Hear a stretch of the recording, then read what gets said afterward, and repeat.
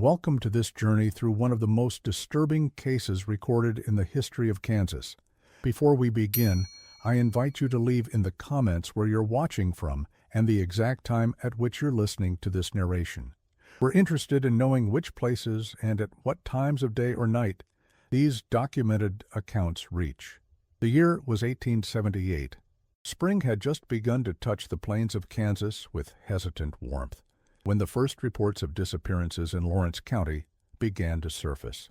It wasn't unusual for drifters and cowboys to vanish in the vast expanses of the American frontier, but what followed would cast a long shadow across the state's history, a shadow that some say has never fully receded. Margaret Eliza Thornton arrived in the small settlement of Oakidge, Kansas, in the autumn of 1875. According to town records preserved in the Lawrence County Historical Society archives, she came from St. Louis, though later investigation would call this origin into question. The town registry, a leather-bound volume kept by the mayor's office, shows her signature, precise and flowing, dated October 17, 1875. She was a widow, or so she claimed, appearing one day with nothing but a trunk of possessions and exceptional skill, with needle and thread. Within weeks, she had established herself as the town's seamstress, operating from a modest clapboard house at the edge of town, where the main street gave way to open prairie. She had hands that never seemed to rest, recalled Thomas Whitaker, one of the few remaining residents who remembered her in a newspaper interview from 1952, always moving, always working, even when she was just sitting on her porch, watching folks pass by. Those fingers would be mimicking the motion of sewing, like they couldn't stop themselves. There was something mechanical about it, not natural at all. The account continues, describing how Margaret secured her position in the community. She made a dress for the mayor's wife that fit so perfectly, Mrs. Holland declared it must have been sewn by angels. After that, every woman in town wanted Margaret's work, and soon enough the men followed suit, commissioning shirts and waistcoats of remarkable quality. The business ledger recovered from the county clerk's office shows that Margaret's clientele grew steadily through 1876 and 1877. The meticulous entries, written in the same flowing script as her registry signature, document transactions with nearly every household in Oakidge and many from surrounding settlements. Her reputation for quality craftsmanship spread beyond Oakidge to neighboring settlements like Willow Creek and Hartwell, now long abandoned. Travelers would often make detours specifically to commission her work.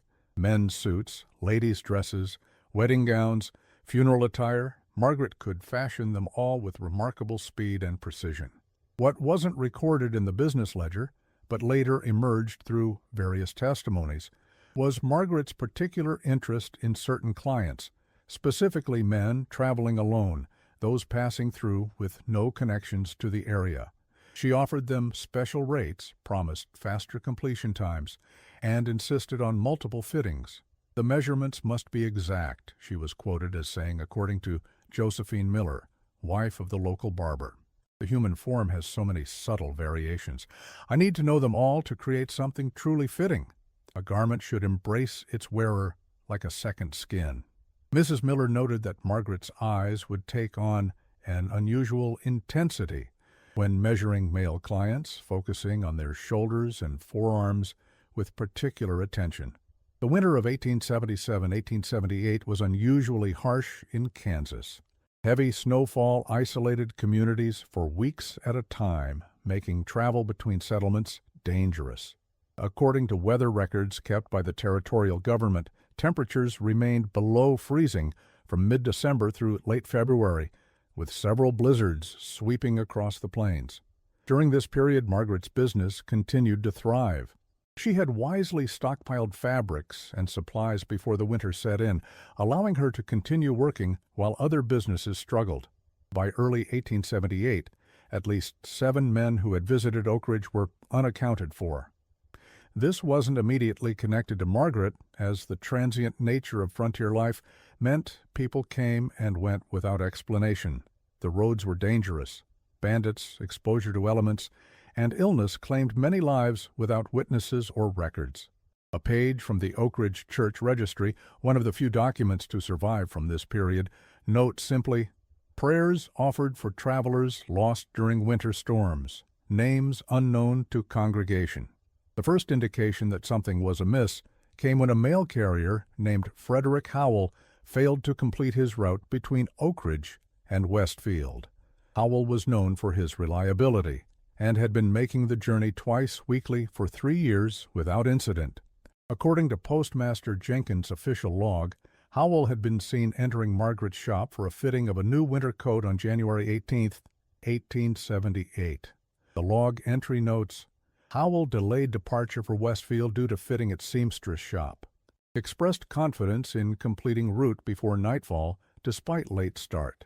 A separate entry adds that Howell had mentioned being asked to return after dark for a final fitting, as Margaret claimed the natural light distorted her perception of the fabric's true color. Howell's horse was found wandering near Cedar Creek 3 days later, still saddled with the mail pouch intact. The animal was in good health, showing no signs of panic or injury. A search party followed his known route, but found no trace of the man himself. The snow had continued falling for 2 days after his disappearance, covering any tracks or evidence that might have guided searchers. When questioned, Margaret confirmed he had visited her shop, but insisted he had left before sundown, appearing in good spirits. He was pleased with the coat, she told Sheriff Porter. According to his report, said it fit him better than any garment he'd ever owned. "I advised him to wait until morning due to the threatening weather, but he insisted the mail must go through. It was the eyes that disturbed me," Sheriff James Porter wrote in his personal journal, discovered decades later in an attic in Topeka. Not what she said, but how she looked when saying it. Still as glass, but somehow moving underneath, like something shifting behind a frozen pond. "I've interviewed murderers and thieves in my 15 years as sheriff, but none made my skin crawl like Margaret Thornton discussing a simple coat fitting." The sheriff increased patrols along the main roads, attributing Howell's disappearance to highway robbery or misadventure in the storm. Notices were posted in neighboring settlements offering a reward for information. None came. Life in Oakidge continued. Margaret's business thrived. The territorial newspaper, the Kansas Sentinel, ran a brief story about Howell's disappearance on January 29, 1878. The article, preserved in the state archives, reads, "Mail carrier F. Howell, age 32, failed to arrive in Westfield on January 18th. Weather conditions and possible bandits suspected. Citizens advised to travel in groups until perpetrators apprehended." No follow-up story ever appeared. As winter gave way to spring, another disappearance occurred. Samuel Drake, a cattle buyer from Omaha, had come to negotiate purchases from local ranchers. According to the register at Oakidge's only hotel, Drake arrived on February 27, 1878, accompanied by his business associate, Edward Morley. Drake was described by the hotel proprietor as a gentleman of substantial means and refined tastes, who commented on the crudeness of frontier fashion shortly after his arrival. He, too, had visited Margaret's shop, commissioning a new waistcoat that she promised would be fitted to him as if it were his own skin. The hotel register shows Drake returned to his room briefly on March 2nd, then departed again. He vanished after collecting his finished garment. His associate, who had remained in the hotel due to illness, reported that Drake had been pleased with his purchase, even showing it off before heading out for an evening drink. "The stitching is remarkable," he reportedly said, according to Morley's statement to Sheriff Porter. "She uses a technique I've never seen before. The thread almost disappears into the fabric. It's as if the material has grown together rather than being joined." Morley noted that Drake had run his fingers over the seams repeatedly, seemingly fascinated by their construction. The town's unease grew when no trace of Drake was found, despite an extensive search. His money clip, containing over $200 in banknotes for cattle purchases, was never recovered. Morley remained in Oakidge for 2 weeks, posting reward notices and hiring local men to search the surrounding countryside. Eventually, he returned to Omaha alone, reportedly telling the hotel proprietor, Something's not right in this town. People disappear, and no one seems particularly troubled by it. Margaret's reaction to Drake's disappearance was documented by the sheriff. According to his report, she expressed appropriate concern, but suggested that gentlemen from the city often find unexpected opportunities in the territories, and speculated that Drake might have encountered a business prospect that took him elsewhere without notice. When asked directly if Drake had seemed troubled or mentioned any plans to leave suddenly, she reportedly smiled and said, "Men rarely tell me their plans, Sheriff. They come for their fittings, admire my work, and go on their way. What happens after they leave my shop is none of my concern." In March of 1878, an unusual spring storm brought heavy rain to the region. Local farmers' diaries described 3 days of continuous downpour that transformed the normally docile creeks into raging torrents. Cedar Creek, normally a gentle stream that wound past the edge of town about half a mile from Margaret's house, swelled beyond its banks. The floodwaters receded after 3 days, revealing something that had been buried in the muddy creek bed. According to the report filed by Sheriff Porter on March 24, 1878, a local farmer named Josiah Wilkins discovered what appeared to be human remains partially exposed by the flood. Wilkins had been checking his fences for damage when his attention was drawn to something gleaming in the mud. Upon closer inspection, he found what he initially thought was a strange sort of doll, but quickly realized was human in origin. The report describes bones stripped clean of flesh, but bound together in an unnatural configuration by what appeared to be a high-quality silver thread, the kind used in expensive garments. Wilkins fetched the sheriff immediately. The site was secured, and Porter sent for Dr. William Hayes, the only physician within 20 miles. The subsequent investigation led to the creek bed being dredged for nearly a quarter mile. What emerged from the mud would become the subject of hushed conversations in Kansas territories for decades to come. 7 sets of human remains were recovered over 2 days of searching. Each had been meticulously cleaned and reassembled using sturdy thread and small metal clasps similar to those used in tailoring. The bones had been arranged in poses that the examining physician, Dr. William Hayes, described as demonstrating a grotesque knowledge of human anatomy and an even more disturbing artistic sensibility. Hayes's medical report, sealed until 1942 but now available in the Kansas State Archives, provides disturbing details. The remains show evidence of careful disarticulation, cleaning, and reassembly.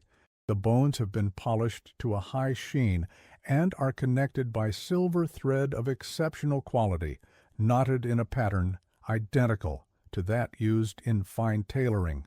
Most disturbing is the positioning. The skeletons have been arranged in lifelike poses, as if caught in the midst of ordinary activities. One appears to be seated, another standing with arm outstretched, a third in a posture suggesting someone examining an object held in his hands. The report continues. Of particular note is the absence of certain bones in each skeleton, specifically portions of the rib cage, shoulder blades, and forearm bones are missing from all specimens. These are precisely the bones that would be covered by a waistcoat or jacket. The implication is too disturbing to state explicitly. The sheriff's posse arrived at Margaret's house on the morning of March 26th. The group consisted of Porter and 5 deputized townsmen, including the blacksmith and Oakidge's mayor. They found the door unlocked, the house immaculately clean, and Margaret nowhere to be found. The initial search revealed nothing unusual beyond the expected tools of a seamstress, until they discovered the cellar door hidden beneath an ornate rug in the parlor. The mayor's written account, preserved in county records, describes the moment. Sheriff Porter pulled back the rug, revealing a trapdoor we hadn't known existed, despite many of us having visited Miss Thornton's home on various occasions. The door was fitted so precisely into the floorboards that it would have remained invisible had we not been conducting a thorough search. Upon opening it, a peculiar odor emerged from below. Not the expected mustiness of a cellar, but something chemical and sharp, reminiscent of the tannery that once operated at the edge of town. What they found below defies simple description and explains why the official report was sealed by judicial order until 1942. The cellar had been converted into what Dr. Hayes called a workshop of unspeakable purpose. A sturdy table dominated the center of the room, fitted with leather restraints and drainage channels that led to collection vessels. The walls were lined with shelves containing jars of various sizes, each meticulously labeled with dates and names that corresponded to men reported missing. The most disturbing discovery, according to the few who witnessed it firsthand, was the collection of garments hanging from hooks along the back wall. At first glance, they appeared to be ordinary clothing items, vests, coats, and gloves of exceptional craftsmanship. Closer inspection revealed their true nature. They were not made of any conventional material, wrote Dr. Hayes in his private correspondence, now housed in the Kansas Historical Society archives. Rather, they had been fashioned from human skin, tanned through some process that rendered it supple and durable. The skill with which these abominations had been constructed suggested years of practice predating her arrival in Oakidge. The mayor's account describes his reaction. "I have seen men killed in the war. I have witnessed hangings in the aftermath of Indian attacks. Nothing prepared me for what we found in that cellar. The garments, I cannot bring myself to describe them fully, were clearly made from... I cannot write it even now. What haunts me most is the realization that I had shaken her hand, admired her work, even recommended her to visitors. How many times had I been in the presence of her victims without knowing it? The search of the cellar yielded additional evidence.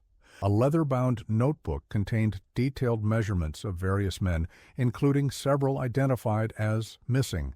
Anatomical sketches showed the human form divided into sections, with notes on the quality and characteristics of skin from different regions. Tools for removing and preserving human tissue were arranged on a workbench with the same precise organization Margaret had displayed in her sewing room above. Most chilling was a collection of personal effects, watches, rings, and other small items that presumably belonged to her victims. Each was carefully tagged with the same names that appeared on the jars and in the measurement book. A page from Sheriff Porter's report notes, the items were arranged as if in a shop display, suggesting a disturbing pride in this collection. Margaret Thornton was never found. A nationwide alert was issued, with descriptions sent to law enforcement across the country.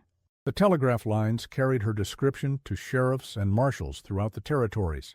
Female, approximately 40 years of age, 5'6" in height, slender build, dark hair typically worn up, blue eyes described as unusually still. Speaks with slight accent of indeterminate origin, exceptionally skilled in needlework, considered dangerous, wanted in connection with multiple disappearances. Reports surfaced of a woman matching her description in Colorado, then New Mexico territory, but none were ever confirmed. A stagecoach driver claimed to have transported such a woman to Denver in early April, noting that she carried a large trunk she refused to let out of her sight. When authorities in Denver investigated, they found no trace of her arrival. The investigation that followed revealed that no records existed of a Margaret Thornton from St. Louis, as she had claimed. The name itself appeared to be an alias. More disturbing were the discoveries made when authorities began comparing notes with other jurisdictions. Similar disappearances, and in 2 cases, similar remains, had been discovered in Missouri, Iowa, and Illinois, all in towns where a skilled seamstress had briefly established herself before moving on. The earliest connection dated back to 1868, when a seamstress calling herself Elizabeth Carver operated in Springfield, Illinois, for approximately 11 months. According to Springfield police records, 4 men vanished during that time: a traveling salesman, a railroad worker, a bank clerk, and a minister passing through town. All had been clients of Elizabeth Carver. When authorities searched her abandoned residence after she departed suddenly, they found a hidden room containing what was described only as evidence of unspeakable activities. The case was never publicized out of what the local newspaper delicately called concerns for public sensibilities. A similar pattern emerged in Burlington, Iowa in 1870-1871, where a seamstress named Catherine Miller established a thriving business before disappearing after 3 men vanished over the course of 6 months. During that time, she had ingratiated herself with the community, even joining the local church choir and participating in charity work. In St. Joseph, Missouri, in 1873, the disappearance of 2 riverboat captains was linked to a woman called Mary Stillwell, described in local records as a widow of exceptional skill with needle and thread. As the investigation expanded, a pattern emerged. In each location, the woman established herself quickly, demonstrated exceptional skill with needlework, targeted isolated men with no local connections, and disappeared without trace when suspicion arose. The time between disappearances shortened with each new location, suggesting what one investigator called an appetite that grew with feeding. A report compiled by the Territorial Marshal's Office in 1879 noted, "The subject appears to select communities of sufficient size to provide potential victims, but small enough that transient visitors are noticed. She integrates herself through her trade, which gives her access to potential victims while establishing her as a valued member of the community. When suspicion eventually arises, she disappears completely, leaving minimal evidence beyond what cannot be transported." Perhaps most chilling were the items recovered from some of the victims' families. Frederick Howell's sister in St. Louis received a package containing gloves she described as softer than any leather I've ever touched, 2 weeks after his disappearance. The package bore no return address but was postmarked from Oakidge. In her statement to authorities, she mentioned wearing them regularly until the investigation revealed their likely origin. Samuel Drake's wife in Omaha received a letter, supposedly from her husband, accompanied by an elegantly crafted wallet that she told neighbors felt warm to the touch, no matter how cold the room. The letter, later determined to be a forgery, claimed he had been delayed by business opportunities but would return by summer. The wallet became evidence when investigators noted its unusual texture and construction, similar to items found in Margaret's cellar. A report from U.S. Marshal James Wilson, dated July 1878, states, "The subject appears to take pleasure in returning transformed portions of her victims to their loved ones. This suggests not merely a murderer disposing of evidence, but an artist seeking recognition for her work, albeit in a manner where only she knows the true nature of her creations." The case took an unexpected turn in April 1878, when a fire destroyed most of the evidence collected from Margaret's cellar. The blaze that consumed the sheriff's office was ruled accidental, though some newspapers implied arson. The Topeka Daily Capital ran an article suggesting that certain elements of the community preferred the evidence be destroyed rather than face the horrors it revealed. Whatever the cause, crucial physical evidence was lost, leaving mainly written testimonies and reports, many of which contradicted each other on key details. The remaining garments and preserved specimens had been scheduled for transport to Topeka for further examination by state authorities. After the fire, rumors circulated that Margaret herself had returned to destroy the evidence, though no sightings were confirmed. The night watchman reported seeing nothing unusual before the blaze erupted shortly after midnight. By summer of 1878, the investigation had stalled. Other crimes and concerns took precedence as the frontier continued its restless expansion. The Oakidge incident, as it came to be known in official correspondence, was gradually relegated to file cabinets and occasional references in law enforcement circulars. The story might have faded entirely from public memory if not for an unusual discovery made in 1901. During the construction of the new county courthouse in Lawrence, workers excavating the foundation discovered a small metal box that had been buried approximately 3 feet below ground. According to the foreman's report, the box showed no signs of recent burial. The soil around it was compacted and undisturbed, suggesting it had been there for many years. Inside was a journal bound in what was initially thought to be fine calfskin. The journal contained detailed entries written in a neat, feminine hand, describing techniques for removing, preserving, and working with human skin. Interspersed between these technical notes were personal reflections that provided a glimpse into the mind behind the Oakidge disappearances. The ordinary seamstress merely closed the vessel, read one entry dated December 1877. I honor it by transformation. What greater respect can be shown to the human form than to preserve its most remarkable covering and elevate it to art? They are not lost, but immortalized through my needle. When I fit a man for a garment, I am measuring him for immortality, though he does not know it. Another entry was more direct. Frederick proved disappointing. The skin across his shoulders was marred by sun damage. Still, the material from his forearms has made excellent gloves. I sent a pair to his sister as a memento. She will never know how close she is to her brother when she wears them. There is poetry in this that few would understand. Entries dating back to 1867 suggested that the Oakidge killings were far from the first. A passage from April of that year reads, "My first attempt was crude, the preservation inadequate, the stitching clumsy." He deserved better craftsmanship. Each subsequent project shows improvement. I am learning, refining, perfecting. The human canvas requires different techniques than animal hide. It remembers its original form and seeks to return to it unless properly prepared. The journal was examined by Dr. Elliot Graham, a physician with expertise in mental disorders, who concluded that it demonstrated a mind utterly divorced from normal human empathy, yet possessing an internal logic that remained consistent within its own deranged framework. The author believed she was honoring her victims, preserving them in a form she considered superior to natural decay. Graham's analysis, published in the Eastern Journal of Medical Psychology in 1902, suggested that the writer suffered from a previously undocumented form of mental derangement. The subject exhibits a cognitive framework wherein normal moral prohibitions against murder and desecration are not merely ignored, but inverted. She perceives her actions as elevating her victims, transforming them from ordinary men into extraordinary works of craftsmanship.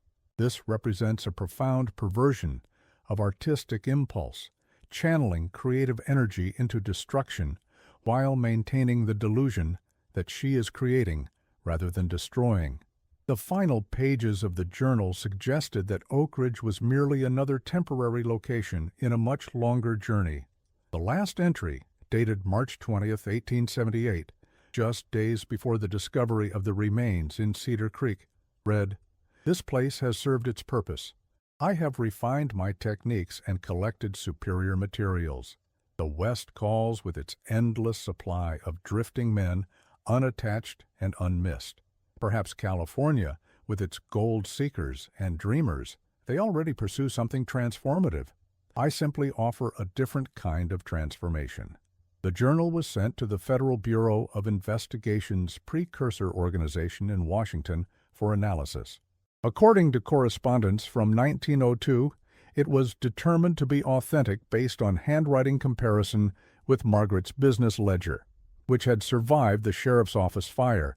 The material of the binding was confirmed to be human skin through microscopic examination, though the specific identity of the source could not be determined. However, by 1910, the journal could no longer be located in government archives. A request from a Kansas historian in 1915 received the response that no such item is cataloged in current inventory. Its contents are known today only through transcriptions and the notes of those who examined it before its disappearance. Between 1878 and 1896, investigators documented at least 9 cases across the Western Territories that bore similarities to the Oakidge incidents. Each involved disappearances connected to a woman described as a skilled seamstress who arrived without verifiable history and departed suddenly when questions arose.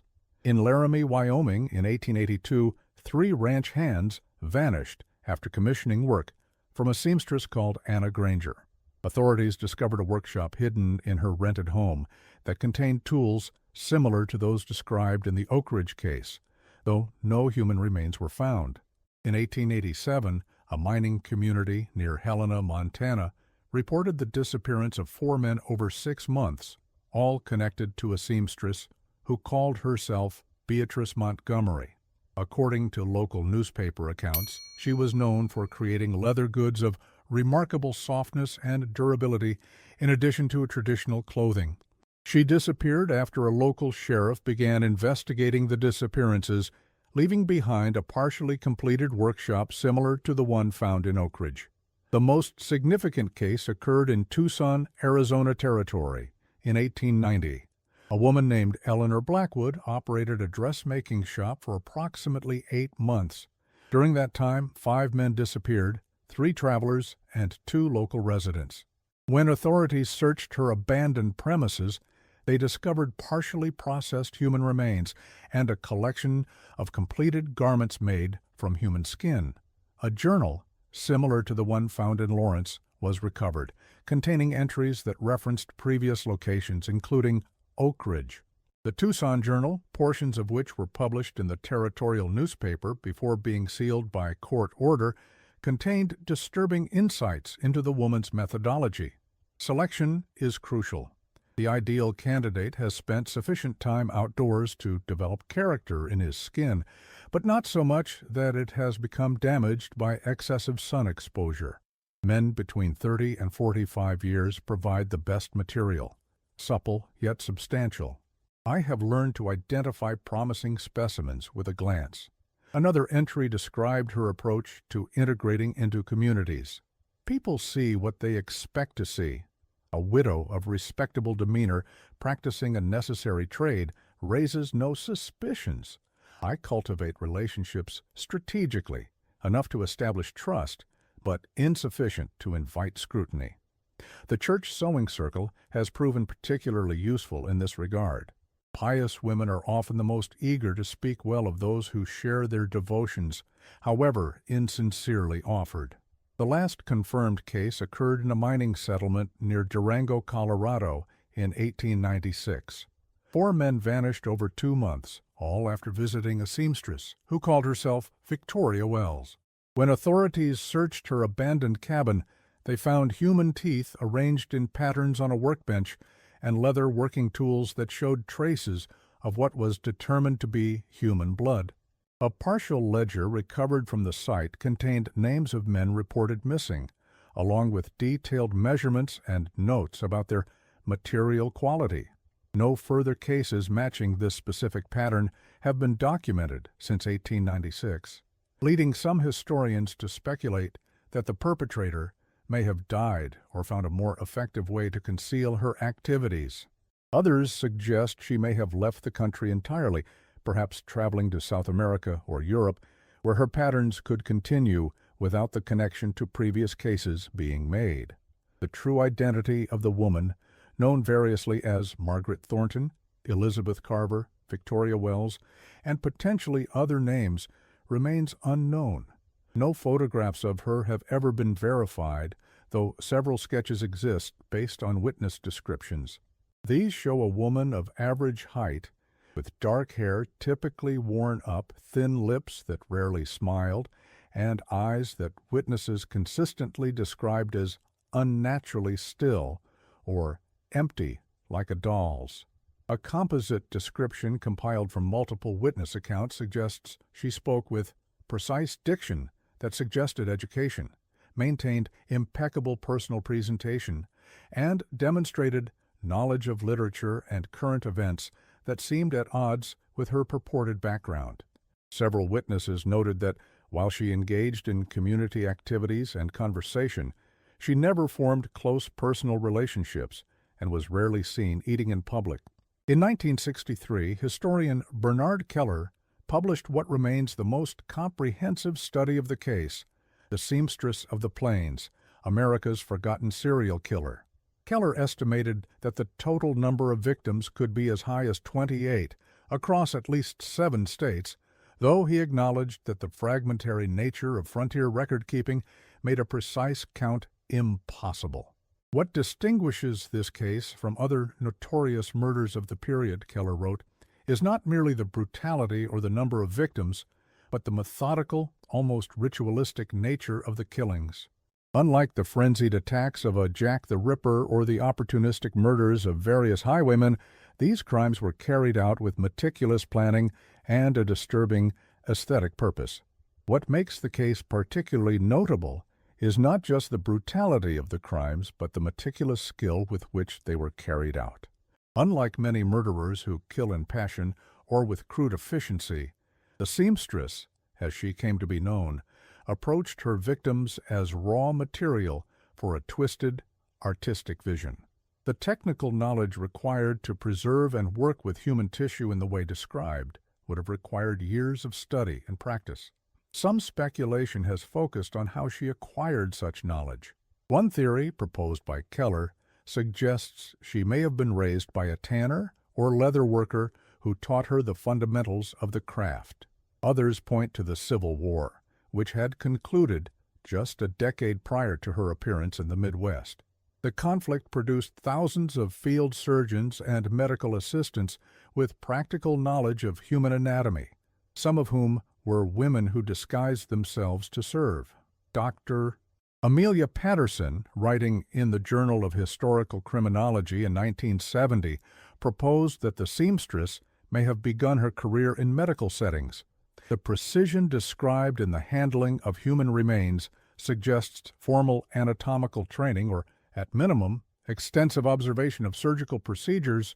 The Civil War provided unprecedented opportunities for women to gain such knowledge, either as nurses or, in some documented cases, as surgeons operating under male identities. A more disturbing possibility emerges from gaps in hospital records from the 1860s.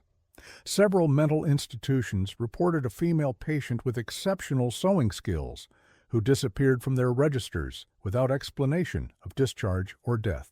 Whether these represent the same woman is impossible to verify with available records. An intriguing connection was proposed in 1985 by researcher Thomas Holcomb, who discovered records from a Philadelphia asylum dating to 1863. These described a female patient admitted after being found engaged in the systematic mutilation of corpses at a military field hospital. The patient, whose name was redacted in surviving records, was noted for her exceptional skill with needle and thread, and her belief that death represented merely a transformation of form rather than its cessation. The patient reportedly escaped in 1866 after killing an orderly. Holcomb's attempt to pursue this lead further was hampered by the destruction of the asylum's complete records in a fire in 1899.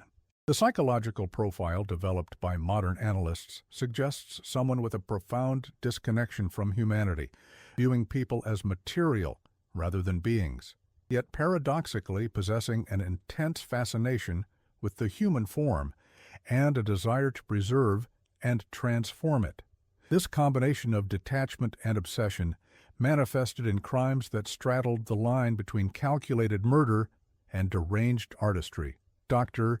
Lawrence Klein, in a 1990 analysis published in the Journal of Criminal Psychology, wrote, "The subject exhibits characteristics consistent with what we would now classify as a sadistic psychopath, but with an unusual aesthetic component. Where most killers of this type are motivated primarily by power, control, or sexual gratification, the seamstress appears to have been driven by a perverse artistic impulse. She did not merely kill, she transformed." This represents an exceptionally rare psychological profile, even among serial murderers. The case of the seamstress has largely faded from public consciousness, overshadowed by more sensationalized crimes of the era. Yet in certain academic circles, and among those who study the darker aspects of frontier history, her story continues to disturb and fascinate. In 1952, during renovations to one of the oldest buildings in Laramie, Wyoming, workers discovered a hidden space between walls containing several garments of unusual texture and appearance. According to the construction foreman's statement to local police, the items were like nothing I've ever seen. soft as butter but tough as rawhide, with a strange pattern to the grain. The items were sent to the University of Wyoming for analysis, but were destroyed in a laboratory fire before testing could be completed. The incident was reported in local newspapers, but attracted little attention outside the region. A chemistry professor who briefly examined the materials before their destruction wrote in a personal letter, later acquired by the Wyoming Historical Society, "While I hesitate to make this statement officially without further testing, my preliminary examination suggests these items were not made from any conventional animal hide. The follicle pattern and dermal structure bear disturbing similarities to human skin, though altered through some tanning process I cannot identify." The final confirmed communication attributed to the seamstress was a letter received by the Lawrence County Sheriff's Office in 1899, more than 20 years after the Oakidge incidents. The letter, postmarked from San Francisco but with no return address, contained only a single sentence: "They wear their best suits to their own funerals, and then I ensure they wear them forever." The handwriting matched that found in the journal discovered in 1901, suggesting that the author was still alive and perhaps still active at the turn of the century. If so, she would have been in her 50s or 60s by then, certainly capable of continuing her gruesome work, though perhaps with modifications to her methodology to account for advancing age. San Francisco police records from 1897 to 1902 show no pattern of disappearances that match the seamstress's established pattern. However, the city's size and transient population, particularly following the Klondike Gold Rush of 1896 to 1899, would have made such disappearances more difficult to detect than in the smaller communities she had previously targeted. No monuments or markers commemorate the victims of the seamstress.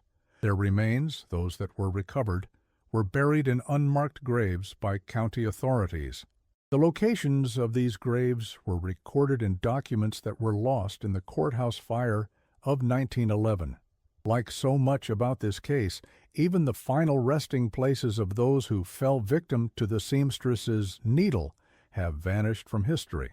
A small collection of personal effects recovered from Margaret's house in Oakidge was held in the county archive until 1923, when budget constraints led to many historical items being disposed of or sold at auction. A catalog from this auction lists miscellaneous sewing implements and fabric samples of unusual texture among the items sold to anonymous buyers. Today, the town of Oakidge no longer exists. It was abandoned gradually as railroads bypassed it in favor of larger settlements. By 1920, the last residents had departed, leaving the buildings to decay on the Kansas prairie. Aerial surveys conducted in the 1950s could barely detect the outline of streets where a community once stood.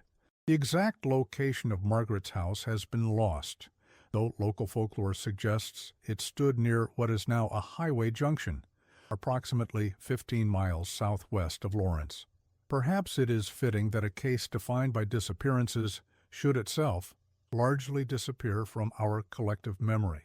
Yet the story serves as a reminder of the shadows that lurked beneath the mythologized American frontier, a place where a person could arrive without a past, commit unspeakable acts, and vanish again into the vastness of an expanding nation.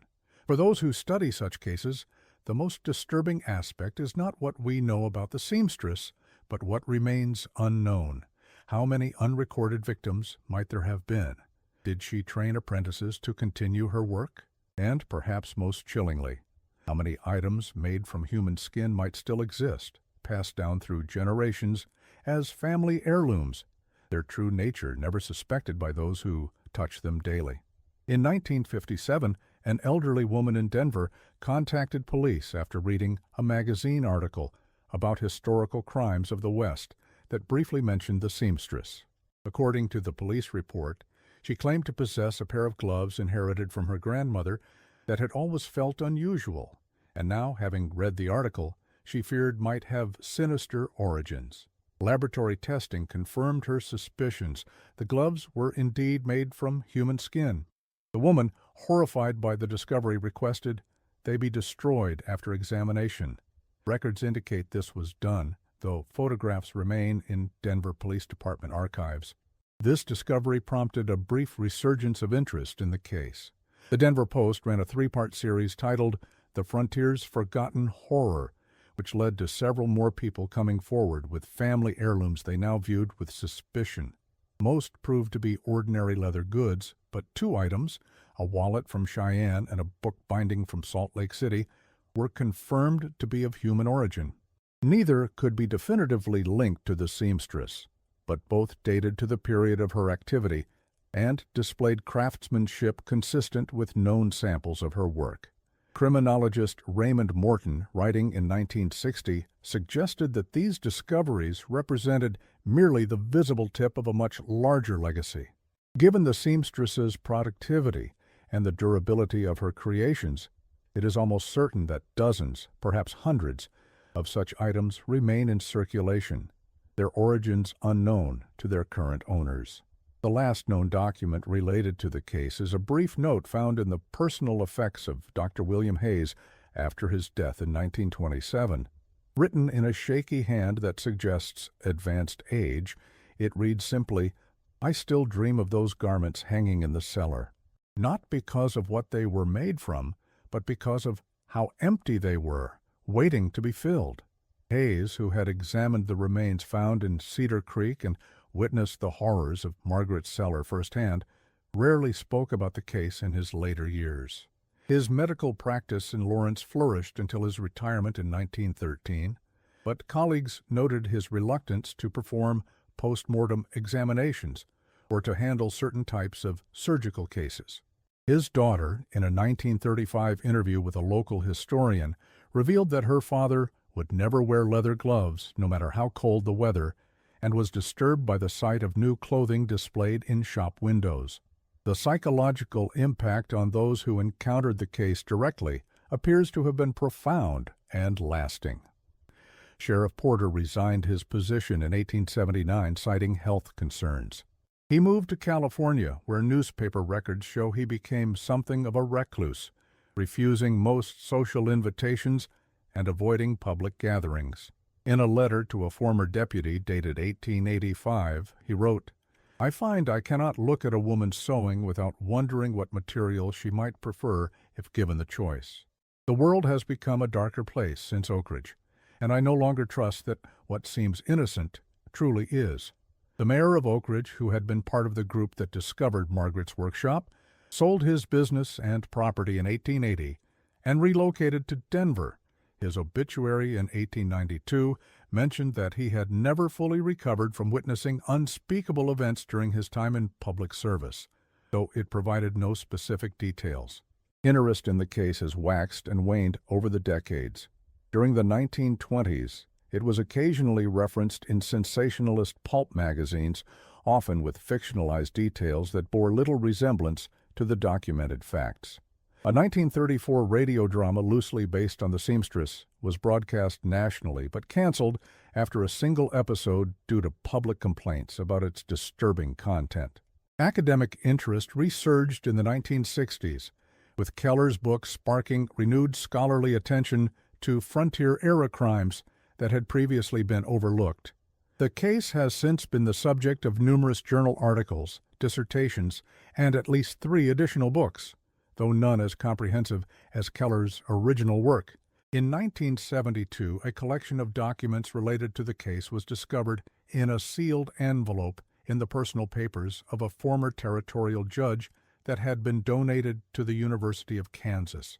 These included several pages of notes from interviews with Oakidge residents conducted in 1878, but never included in official reports. One particularly disturbing account came from a young woman who had apprenticed briefly with Margaret in 1877. She would sometimes talk to the garments, the apprentice recalled. When she thought no one could hear, she would whisper to them as she worked, telling them how beautiful they were becoming. Once I entered the workroom unexpectedly and found her holding a nearly completed waistcoat against her cheek, stroking it as one might caress a lover. She dismissed me immediately and never again allowed me in the room while she was working on certain projects. Another document in the collection was a statement from the Oakidge hotel proprietor describing an interaction with Samuel Drake the night before his disappearance. Mr. Drake showed me his new waistcoat, holding it out for my inspection. I commented on its unusual softness, and he said, "Yes, Miss Thornton told me it was made from a special material that would mold itself to my body over time." He seemed both pleased and somewhat unsettled by this prospect, repeatedly touching the garment as if to reassure himself of its quality. Cultural anthropologist Dr. Eleanor Simmons, in a 1995 paper titled "The Seamstress as Anti-Mother: Perversion of Nurturing Archetypes in Frontier Crime," proposed that the seamstress represented a dark inversion of the traditionally feminine role of clothing and protecting the body. Where the maternal figure typically creates garments to shield the vulnerable body from harm, the seamstress violated bodies to create the garments themselves, transforming protection into predation. This interpretation has gained traction in more recent analyses, which view the case through the lens of gender roles and expectations in 19th century America.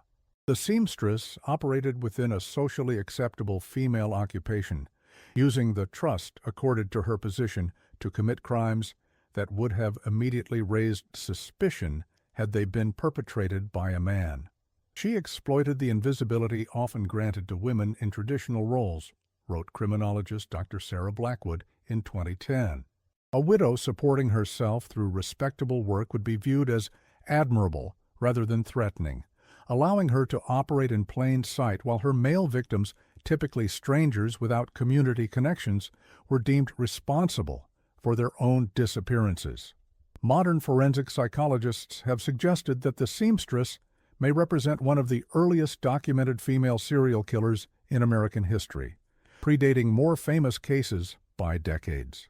Her methodology, calculated, patient, and ritualistic, challenges the stereotype of female murderers as primarily poisoners or those who kill for practical gain rather than psychological compulsion.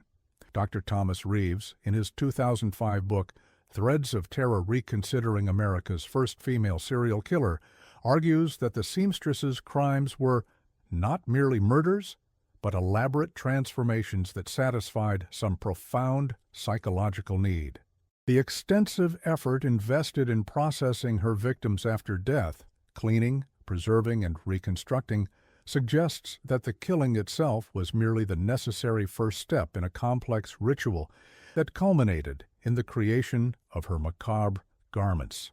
The mystery of what ultimately became of the seamstress remains unsolved. If the 1899 letter was indeed from her, she survived at least 20 years after fleeing Oakidge. Given her approximate age, it's possible she lived well into the 20th century, perhaps dying of natural causes without her true identity ever being discovered. Some historians have suggested she may have found a more suitable environment for her activities in the chaos of early 20th century Europe, particularly during and after the First World War, when large-scale population displacements and the deaths of millions created conditions where disappearances would attract little attention. Others propose that she may have established herself in a large American city, adapting her methodology to urban conditions, but continuing her gruesome work on a more limited scale. A particularly disturbing theory emerged in the 1980s when researchers noted similarities between the seamstress's techniques and certain artifacts recovered from a California mansion in 1927, following the death of a reclusive wealthy widow known for her exclusive clothing boutique that catered to Hollywood elites. Several items in her personal collection were later determined to incorporate human skin, though the investigation was quietly abandoned after pressure from prominent clients. Whether this represented a continuation of the seamstress's work or merely a disturbing coincidence remains debated among crime historians. Some stories from the American frontier fade into legend or grow taller with each telling. The case of the seamstress has done the opposite, receding into whispers and academic footnotes. Perhaps that is how she would have wanted it, her work hidden in plain sight, touched but unrecognized, like the perfect stitch that disappears into the fabric it binds. In 2012, a leather-bound journal was discovered during the renovation of a Victorian-era home in San Francisco. Initial examination suggested it dated to the early 1900s and contained what appeared to be sewing patterns and technical notes.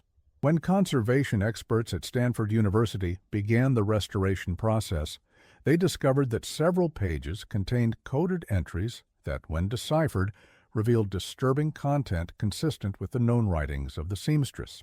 One decoded passage read, "The West has provided rich hunting grounds, but I find myself drawn to the anonymity of the city. Here, men disappear daily into fog and circumstance. My workshop is smaller now, my projects more selective, but my craft continues to evolve. Age has slowed my hand somewhat, but sharpened my judgment. I choose only the finest specimens now." The journal was submitted to the FBI for analysis, but results have never been made public. Unofficial sources suggest that the handwriting matched samples from the Oakidge case, but no formal confirmation has been issued. The final entry in the journal, dated 1927, offers a chilling conclusion to the seamstress's story. "My apprentice shows promise, though she lacks my patience. I have taught her everything, the preservation techniques, the proper tension of thread, the way to make the material supple without losing its essential character. She will continue when I am gone, though her aesthetic differs from mine. She prefers to work with younger material, which I have always found inferior. Still, the craft will survive, and that is what matters. My needle slows now, but others will take it up. The work is never truly finished." Whether this apprentice was real or a product of deteriorating mental state remains unknown. No subsequent cases matching the distinctive pattern of the seamstress have been documented, but the possibility that she passed her techniques to another keeps the case open in the minds of many researchers. The story of the seamstress remains one of the most disturbing chapters in frontier history, a reminder that the savage wilderness Americans feared during westward expansion sometimes wore a human face, sat in their parlors, and stitched their clothing with hands that harbored unthinkable designs. For the families of her victims, most now lost to history themselves, there was never closure. For the communities where she plied her trade, there remained a lingering unease, a reluctance to trust newcomers that persisted for generations. And for those who study the darkest corners of human behavior, the seamstress represents an enigma, a killer whose motives transcended the usual categories of greed, passion, or vengeance, expressing instead a twisted creative impulse that transformed murder into macabre art. As Dr. Hayes wrote in his final reflection on the case, "There are depths to human depravity that defy understanding.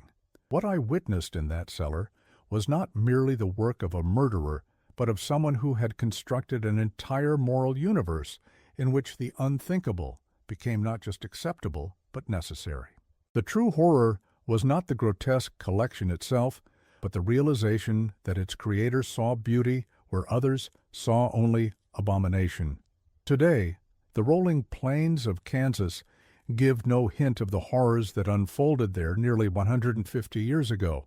The creek where the remains were found still winds through farmland, its banks overgrown with cottonwoods and willows.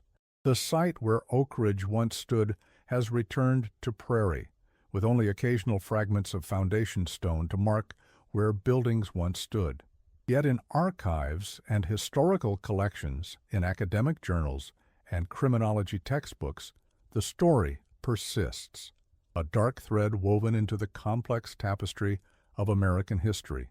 And perhaps in some home or museum, displayed or stored away, items crafted by the seamstress's hands remain, their true nature unknown, their creator's identity lost to time, but their ghastly origin preserved in the very fabric from which they were made. The case of Margaret Thornton, the seamstress of Oakidge, stands as a testament to the evil that can exist behind the most ordinary facades, and a reminder that sometimes the most terrifying monsters are those who appear utterly human.